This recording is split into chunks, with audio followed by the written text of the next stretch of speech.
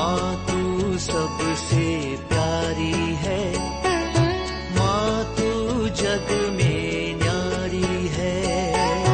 माँ तू सबसे प्यारी है, माँ तू जग में न्यारी है। अपने आंचल में रखना, अपने आंचल में रखना। हमें वरदानों से भरना। माँ तू सबसे प्यारी है, माँ तू जग में न्यारी है। माँ तू सबसे प्यारी है, माँ तू जग में न्यारी है। पिता, पुत्र और पवित्र आत्मा के नाम पर आमीन। आप सबों को जय यीशु। आज के क्लास विशेष रूप से आगमन काल के समय पर किस प्रकार हम लोगों को तैयारी करना है, हमें जीवन जीना है, प्रार्थना करना है, इसका उत्तर दे रहा हूं। क्योंकि 2-3 जन मेरे से यह सवाल किया है। विशेषकर एक महिला ने हाल ही में पूछा, जब मैं जो लिटर्जिकल कैलेंडर के विषय में जो बता कर दिया, तब आगमन काल आ रहा है, हम लोगों को आगमन काल में कैसे तैयारी करना है, सवाल किया गया। आगमन काल शुरू हो चुका है। मैंने पिछले एक क्लास के अंदर विशेषकर ख्रिस्त राजा का पर्व के समय पर बताया था। ये पर्व लिटर्जी कैलेंडर का लास्ट डे है। इसके बाद जो शुरू होता है वो नया लिटर्जिकल कैलेंडर शुरू होता है, वो आगमन काल से शुरू होता है। आगमन काल में सबसे पहली बात है, ईसा मसीह जो 2020 वर्ष पूर्व में बेथलेहम के गौशाले में जो जन्म लिया था, उसको याद करते हुए हम मनाते हैं। क्यों मनाते हैं? ईसा मसीह संसार का मुक्तिदाता है। हजारों वर्षों से उस मुक्तिदाता का आगमन का इंतजार करते हुए यहूदी लोग जी रहे थे। उन लोगों के लिए सबसे बड़ी आनंद का बात था मसीह का जन्म लेना। उस आनंद उस 2000 साल पहले खत्म नहीं हुआ। जैसे हमारे घर में कोई बच्चा जन्म लेते हैं, हमारे परिवार के लिए वो आनंद के विषय है। इसके बाद हर वर्ष उस बच्चे का बर्थडे हम लोग मनाते। बर्थडे ही क्या है, इसके बाद हम लोग जुबली मनाते हैं। 25 साल का, 50 साल का, 60 साल का, 75 साल का, पता नहीं हम लोग क्या क्या दिनों को मनाते हैं। क्यों मनाते हैं?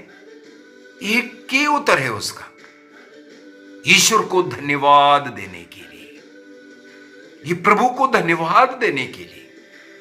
हर वर्ष हम प्रभु को धन्यवाद देते हुए बर्थडे मनाते हैं। उस एक वर्ष के लिए, हमारे जीवन के लिए और प्रभु से पाए हुए वरदानों के लिए हम धन्यवाद देते हैं। और ये बर्थडे, ये सब हमें खुशी देता है। इसका मतलब वो आनंद का समय भी है। इसके लिए हम लोग बहुत अच्छा तैयारी करता है। तैयारी के साथ हम लोग बर्थडे सब मनाते हैं, दोस्तों को बुलाते हैं, केक काटते हैं, क्या क्या नहीं करते हैं। तो हमारे संसार में संसार का मुक्तिदाता का जन्म हमारे बर्थडे से बढ़कर के है। इसलिए हम लोग हमारे बर्थडे से बढ़कर के क्रिस्त का बर्थडे को मनाते हैं। सबसे पहली बात है, हम अपने प्रभु में विश्वास करता है और प्रभु हमारे लिए खुशी आनंद की बात है। और ईश्वर को, उस प्रभु के मुक्तिदाता के कारण हम धन्यवाद देते हुए इस क्रिसमस को मनाते हैं। सबसे पहली बात यही है, प्रभु को धन्यवाद देते हुए उस मुक्तिदाता हमें मिल गया, इस खुशी को, उस आनंद को हम मना रहा है। और प्रभु को धन्यवाद देते हुए हमारे इस जीवन के लिए प्रभु को जानने, प्रभु के साथ जुड़ने, एक क्रिस्तीय जीवन बिता करके रहने की कृपा प्रभु ने हमें दिया, इसके लिए भी हम धन्यवाद देते हैं। यहूदी लोग अनेकों वर्षों से मसीह का इंतजार कर रहे थे। अनेकों हजारों वर्षों से वे लोग इंतजार कर रहे थे मसीह का।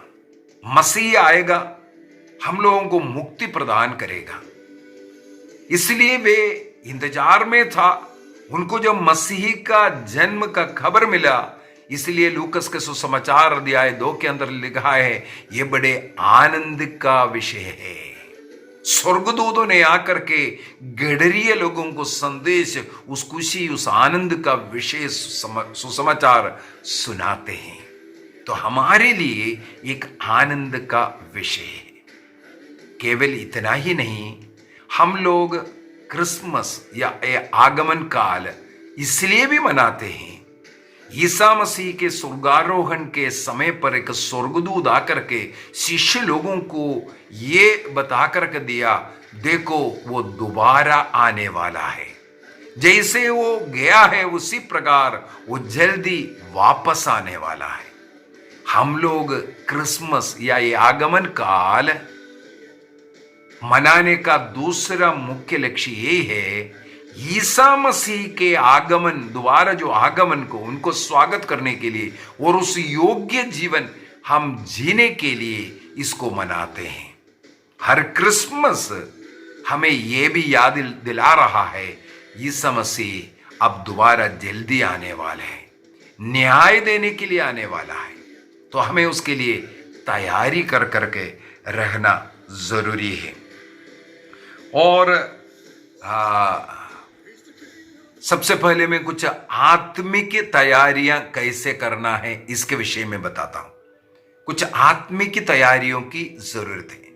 इस आगमन काल और क्रिसमस काल के अंदर मसीह को अपने हृदय में, अपने परिवार में स्वागत करने के लिए हमें कुछ आत्मिक रूप से तैयार रहने की जरूरत है। यदि विवाह के लिए हम तैयार करते हैं तो कितने दिनों का तैयारी करता है। कई लोग अनेकों महीनों से उसके लिए अपने को प्रिपेयर करता है, तैयार करता है। घर को सजाना, घर में पेंटिंग करवाना, अन्य अनेकों तैयारियां हम करते हैं। अभी हमारा मुक्तिदाता ईसा मसीह का आगमन के लिए हमें इस प्रकार तैयारी की जरूरत है। इसलिए सबसे पहला तैयारी में आत्मिक तैयारी। आत्मिक तैयारी में सबसे पहले हमारे जीवन में प्रार्थना की जरूरत है। एक प्रार्थनामय जीवन जीने वाला हमें बनने की जरूरत है। कई बार मैं बोल करके दिया है, एक तो पर्सनल प्रार्थनाएं होना है, व्यक्तिगत प्रार्थना। कहीं अकेला बैठ करके प्रार्थना कर सकता है, कहीं ऐसे एकांत स्थान चुन सकता है, घर में चुन सकता है, या चलते फिरते काम करते हुए भी हम इस व्यक्तिगत प्रार्थना कर सकता है। वो अपना व्यक्ति का आत्मिक उन्नति के लिए ये मददगार रहता है। और हमेशा प्रभु के साथ जुड़े रहने के लिए ये व्यक्तिगत प्रार्थना की जरूरत है। और दूसरी बात है, व्यक्तिगत प्रार्थना करने वाला अनेकों लोग मिलता है, लेकिन अनेकों से पूछता हूं क्या आपके घर में पारिवारिक प्रार्थना है? बोले ब्रदर जी नहीं, हमारे घर में नहीं हो सकता है। लोग पढ़ रहा है, पढ़ाई कर रहा है या नौकरी कर रहा है। कुछ बुढ़े बुढ़िया लोग बैठ करके अपना, वो भी पर्सनल प्रार्थना, मैं रोजरी जपता हूँ, मैं बाइबल पढ़ता हूँ, मैं प्रार्थना करता हूँ। ये बहुत गलत बात है। यदि आप क्रिस्त के आगमन की तैयारी कर रहा है या क्रिसमस की अपने को तैयार कर रहा है, सबसे पहले एक निर्णय कीजिए, मेरे घर में आज से रोज, मैं बोलूंगा रोज, पारिवारिक प्रार्थना करेंगे। पारिवारिक प्रार्थना में परिवार में जितने भी लोग रहते हैं उन सब लोग बैठ करके पढ़ना, प्रार्थना करना है। कोशिश करिए 1 घंटे का। प्रभु ने पूछा क्या 1 घंटे भर मेरे साथ नहीं बैठ सकता? परिवार 1 घंटा अगर प्रतिदिन बैठेगा प्रार्थना में, उस घर में कोई शैतान, कोई अंधकार की शक्ति कुछ भी नहीं आ सकता। प्रभु के हाथों में उस घर सुरक्षित रहेगा, मेरा वादा है। परिवार कम से कम 1 घंटे का पारिवारिक प्रार्थना कीजिए।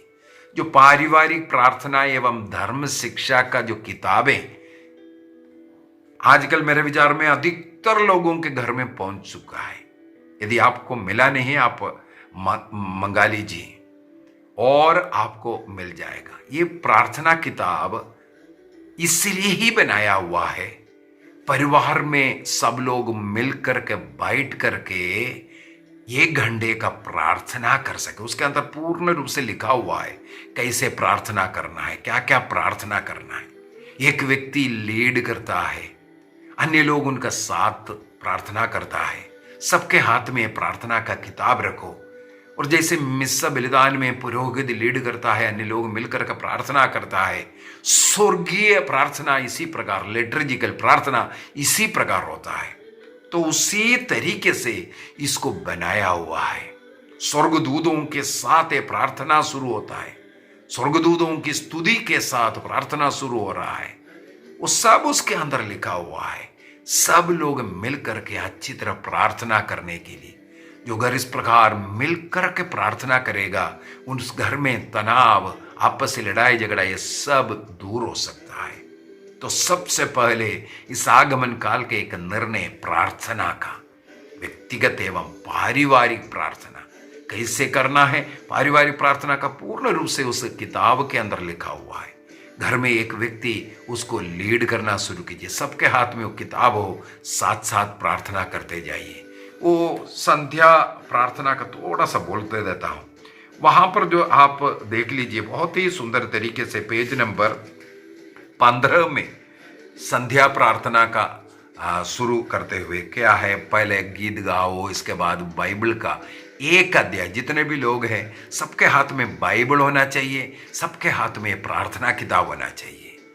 इस प्रकार बैठ करके 1 अध्याय, वो भी मैंने बोल करके दिया है, एक साइड से पढ़ करके जाना, यहां वहां से नहीं। और मिस्सा बलिदान का जो पाठ नहीं, घर में जब प्रार्थना करते हैं हमें एक साइड से बाइबल को पढ़ते जाना, ताकि पूरे बाइबल को घर में हम लोग पढ़ सकें। यदि शाम के समय पर जैसे हमारे घरों में हम लोग 7 बजे प्रार्थना शुरू करता है, सबसे अच्छा है हमारे लातीनी तरीके के अनुसार जो एंजेलुस विंदी, जो त्रिकाल जप है, उसको बोलते हुए दूध संवाद वाला प्रार्थना पेज नंबर 13 के अंदर है। इसके बाद 15 से देख लीजिए जो प्रार्थना, जो संध्या प्रार्थना, जो गीत और बाइबल पाठ के बाद जो प्रार्थना शुरू हो रहा है, उसमें पिता पुत्र पवित्र आत्मा के नाम पर बोलने के बाद शुरू होता है, पवित्र पवित्र पवित्र प्रभु विश्वमंडल के प्रभु ईश्वर, स्वर्ग और पृथ्वी तेरी महिमा से परिपूर्ण है। कौन सा है? स्वर्गदूत स्वर्ग में ईश्वर की महिमा करने वाली प्रार्थना है। इसके बाद हे पिता तू पवित्र है, सर्वशक्तिमान तू पवित्र है, हमारे ईश्वर तू पवित्र है, हमारे लिए बेलित मेमने हम पर दया कर। ये क्या है? यहां पर भी तो यही है। स्वर्गदूत जो क्रूसित तो प्रभु को देख करके जब अन्य लोग उनकी किल्ली उड़ा रहे थे, उस समय पर चिल्ला करके बोल रहा है ये ईश्वर है, तू पवित्र है बोल करके। तुम सर्वशक्तिमान है।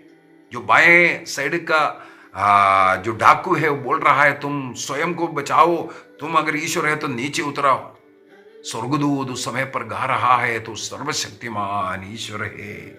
इसके बाद वो प्राण अर्पित करते वक्त स्वर्गदूत गा रहे हैं तो अमर ईश्वर है।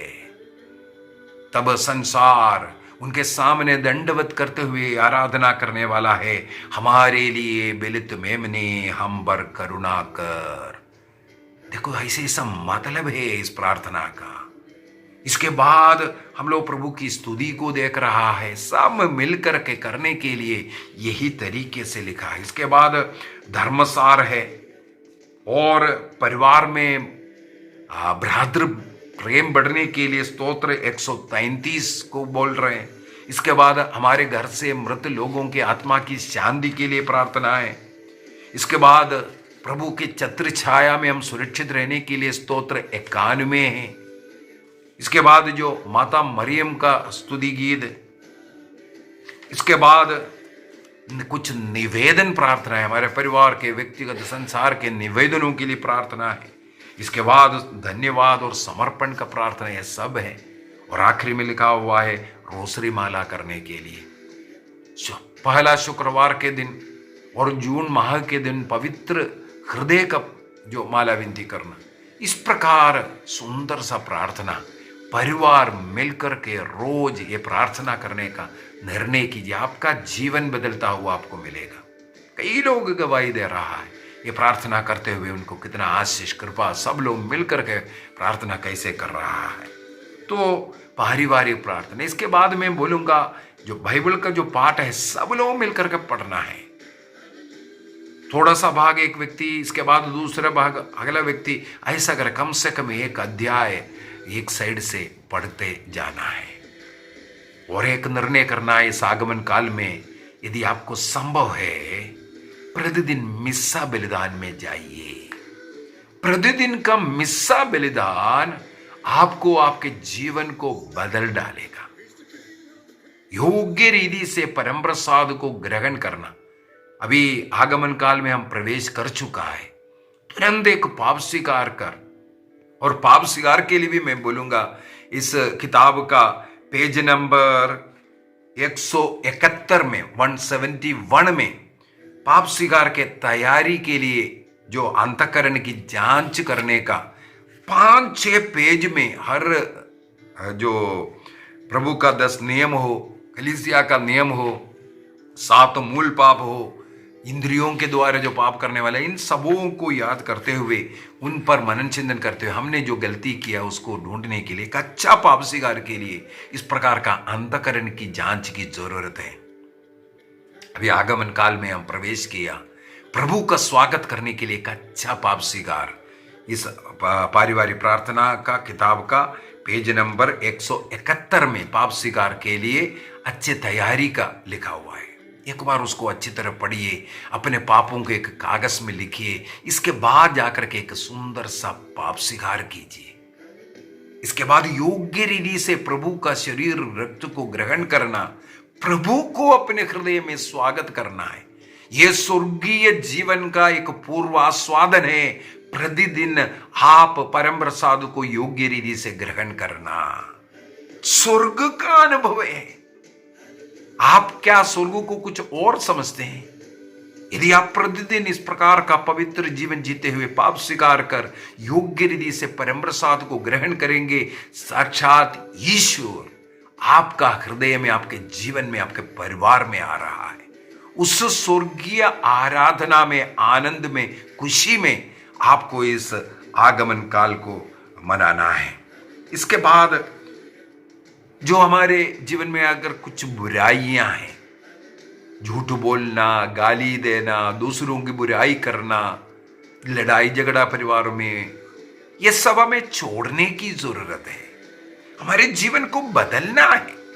यदि नशा करता है, नशा छोड़ने का निर्णय करना है। इस प्रकार के अपने जीवन की बुराइयों को साथ साथ छोड़ने की कृपा जब प्रभु योग्य रीति से हम परम प्रसाद ग्रहण करते हुए जब प्रभु हमारे अंदर आएगा, वो प्रभु हमारी मदद करेगा। यदि हमारे साथ प्रभु है, हमें नशे की क्या जरूरत है? प्रभु मेरे साथ है तो मुझे नशे की जरूरत नहीं, मुझे अन्य पाप की जरूरत नहीं है। प्रभु में हमें आनंद मनाना है। और दूसरी बात है, कुछ सेवा कार्य, दरिद्रों की मदद हो, पुण्य कार्यों को हमें करते रहना है। अन्य लोगों का मदद, अच्छे बातचीत करना, क्षमा करना, सहन करना, सेवा करना, इस प्रकार का कार्य हमारे आध्यात्मिक उन्नति के लिए सहायक है। और अगला एक और बोल कर देता हूं, वो है संभव है तो प्रतिदिन एक समय का उपवास कीजिए, परहेज कीजिए। उपवास केवल उपवास परहेज 40 काल में नहीं। आपको मालूम होना चाहिए केरल देश के जो कलीसियाएं हैं, जो पूर्वी कलीसियाएं हैं, उन लोग कई बार इस प्रकार का उपवास प्रार्थना, ये जैसे आगमन काल में भी उपवास और प्रार्थना का समय उसको मानते हैं। तो हमें आध्यात्मिक उन्नति के लिए ये भी करना जरूरी है। तो मैं मुख्यतः 7 बातें यहाँ बोल करके दिया। एक प्रार्थना, व्यक्तिगत पारिवारिक प्रार्थना। दूसरा जो बाइबल रीडिंग, कम से कम 1 अध्याय बाइबल को रोज पढ़ने का निर्णय कीजिए और रोज मिस्सा बलिदान में जाने का और पाप स्वीकार कर करके परम प्रसाद को ग्रहण करने का। 5वां, जो बुराई कमजोरी हमारे अंदर है उसको छोड़ने का। और 6वां में दूसरों के लिए अच्छा भलाई का कार्य, सेवा कार्य जो करने का। 7वां, उपवास और परहेज को करते हुए प्रार्थना में रहना। ये सब करेंगे हम आध्यात्मिक रूप से अपने को तैयार कर रहा है प्रभु के लिए। अगला, हमें प्रभु का बर्थडे मना रहा है। कई लोग इन दिनों में सांता क्लॉज के ऊपर ज्यादा महत्व दे रहे हैं। सांता क्लॉज जैसे दिखने के लिए, अभी सांता क्लॉज का पर्व आ रहा है, दिसंबर 6 तारीख को आ रहा है। मैं उस समय पर उनके विषय में भी बोल कर दूंगा। लेकिन सांता क्लॉज का बर्थडे नहीं है, ईसा मसीह का बर्थडे है। इसलिए ईसा मसीह के अनुरूप बनने का प्रयत्न कीजिए। सांता क्लॉज का डे ये बिजनेस वाले लोग और एक शैतान ईसा मसीह से ध्यान हटाने का एक चेष्टा कर रहा है। तो उसमें ज्यादा ना जाते हुए मसीह जैसे दिखने के लिए प्रयत्न कीजिए। तो आध्यात्मिक तैयारी हमें इसके लिए सहायक बनाएगा। दूसरी बात है, बाहरी कुछ तैयारी भी है। वो तो हम लोग सब करते हैं, पुताई करना, पेंटिंग करना, साफ सफाई करना या डेकोरेशंस करना, क्लब बनाना, स्टार का बोलते हुए एक बात और बोलकर देना चाहता हूँ। हमारे नॉर्थ इंडिया के अंदर स्टार डालते डालते क्रिसमस पहुंच जाते हैं। ये एक्चुअली एक गलत तरीका है। आप साउथ में देखना, आगमन काल के पहले दिन से स्टार डाला जाता है। कब तक? ईसा मसीह का जो बपतिस्मा का जो पर्व, प्रभु प्रकाश का पर्व जब हम लोग मनाते हैं, थियोफनी का जो दिन है, वो है जनवरी 6 के बाद आने वाला इतवार। तब तक ये जो स्टार हम लोग जो जलाते हैं उसको जलाना है। कब से? क्रिसमस से नहीं, आगमन काल जो शुरू हुआ, अभी तक अगर नहीं डाला आप आज डाल दीजिए। क्रिसमस के आगमन काल शुरू हुआ, वहां से आगमन काल के बाद उसके बाद क्रिसमस काल शुरू होता है। वो जनवरी 6 के बाद आने वाले इतवार को हम लोग प्रभु प्रकाश का, कुछ कलीसिया में 3 ज्योतिषी लोग आने का, कुछ कलीसियाओं में प्रभु का बपतिस्मा का, ये सब पर्व मना रहा है। तब तक क्रिसमस काल है। इसके बाद साधारण काल शुरू होता है। तो क्रिसमस काल तक ये स्टार को, ये डेकोरेशन को रखा जाता है। तो अभी से स्टार डालना, क्रिब की तैयारी करना है। क्रिसमस के समय पर हम लोग उसको पूर्ण करता है, लेकिन स्टार डेकोरेशंस ये सब अभी से होना चाहिए। एक और मुझे बात याद आ रहा है, कुछ वर्ष पहले, मेरे हाल में 2003-4 के समय, इतना वर्ष पूर्व की बात है, जहाँ जबलपुर में हम लोग रहते थे। मेरे घर के सामने ये जो पौधा वगैरह जो लगा है, रोज पौधा वगैरह जो लगा है, उसके साइड में जो ईंटें लगा हुआ है, उसमें जो गेरू और जो सफ़ेदी पोते हैं। एक बार मैं क्रिसमस के पूर्व में ऐसा कर रहा था। हमारे सामने से ही रोड जाते हैं, लोग जाते आते रहते हैं। तो एक दिन ऐसे शाम के समय पर मैं इसको पुताई कर रहा था, तब उधर से एक बेटा और एक बाप चल करके जा रहा था। वो बेटे ने अपने पापा को बोलते हैं, पापा देखो, इन लोग दीपावली में ये सब नहीं किया, अभी कर रहा है। दिवाली तो अभी खत्म हो गया, अभी क्यों कर रहा है? अपना पापा से वो पूछ रहा था। मैं बैठे वो सुन रहा था, मैं काम करते करते।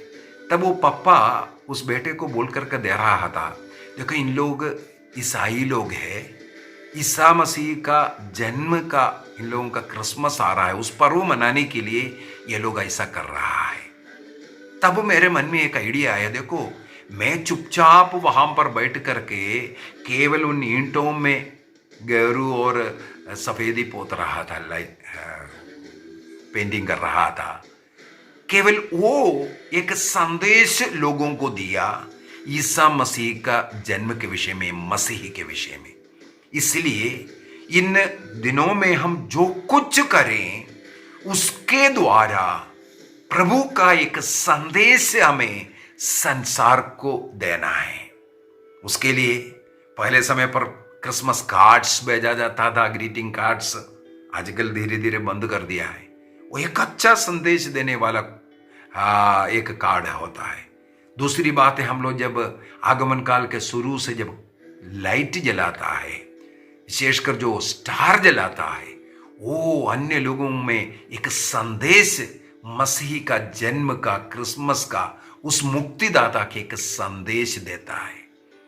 चाहे हम क्रिसमस के समय पर पकवान बना करके या केक बना करके अड़ोस पड़ोस मित्रों जो आने जाने वालों को दे रहा हो, उसके द्वारा भी एक संदेश है।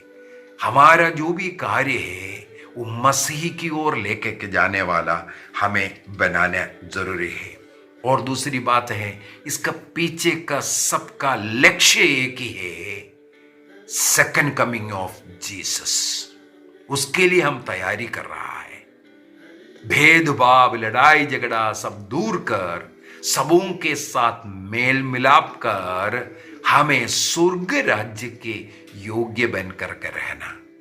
तो ये क्रिसमस या आगमन काल में हम लोग प्रभु ईसा मसीह का दोबारा आगमन का तैयारी करते हुए प्रभु मुक्तिदाता इस संसार को मुक्ति दिया, उस खुशी को, आनंद को हम मनाते हैं। आइए हम अपनी आंखों को बंद करें और एक निर्णय करें।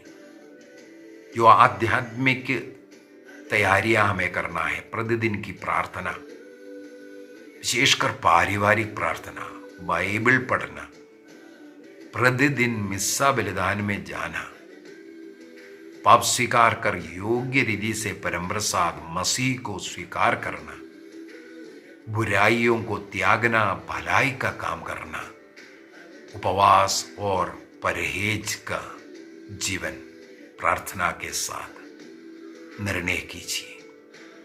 जितने भी लोग मुझे सुन रहा है, सबों को प्रभु का अनुग्रह आशीष मिले। इस आगमन काल में प्रभु का अनुभव आपके परिवार में हो, प्रेम, आनंद, शांति हो। निसंतानों को संतान की आशीष मिले, रोगियों को चंगाई मिले, दुखित, पीड़ित, निराश लोगों को प्रभु के द्वारा आशीष मिले, शांति मिले, प्रेम मिले। हर घर में प्रेम, आनंद, शांति हो। पिता, पुत्र और पवित्र आत्मा के नाम पर आमीन। आप सबों को जय यीशु।